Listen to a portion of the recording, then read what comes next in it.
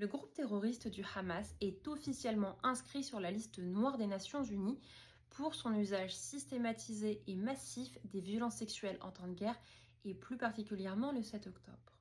Qu'est-ce que cette liste et qu'est-ce que cela signifie d'y figurer? Bonjour à tous, je suis Sarah Sialom, avocate au barreau de Paris, spécialisée en droit international et en droit pénal, et ensemble, je vous propose qu'on étudie des notions mal connues mais surtout mal comprises du droit international. Cette inscription est consécutive à la publication de rapports récents venant documenter l'ampleur des violences sexuelles commises le 7 octobre. Ce qu'on y retrouve, c'est la preuve que les viols commis par le Hamas le 7 octobre ne sont pas des faits isolés. Les violences sexuelles, le 7 octobre, étaient réalisées dans le cadre d'un plan concerté. Les violences sexuelles ont été commises de manière systématisée, massive. Ces viols collectifs, ces mutilations sexuelles, ces profanations de cadavres, ces nudités forcées ont été réalisées de manière concertée, massive, systématisée. C'est crucial de comprendre cela. Nous n'étions pas en présence d'actes isolés.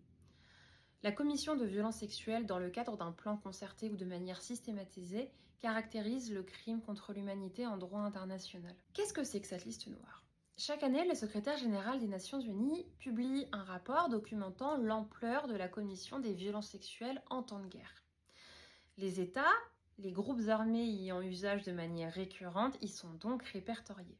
Être inscrit sur cette liste, c'est donc une reconnaissance officielle au niveau international d'un usage systématisé des violences sexuelles en temps de guerre et que cela constitue un mode opératoire en tant que tel de ces groupes ou de ces États. Le Hamas est donc considéré comme un auteur de violences sexuelles de masse en temps de guerre.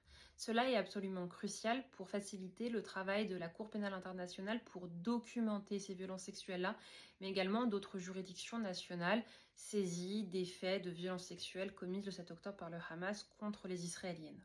L'inscription du Hamas sur cette liste est donc absolument cruciale pour comprendre ce qu'il s'est joué le 7 octobre, et c'est peut-être l'occasion de rappeler qu'aucune cause, aussi juste ou noble soit-elle, ne justifie la commission de violences sexuelles et encore moins de violences sexuelles de masse.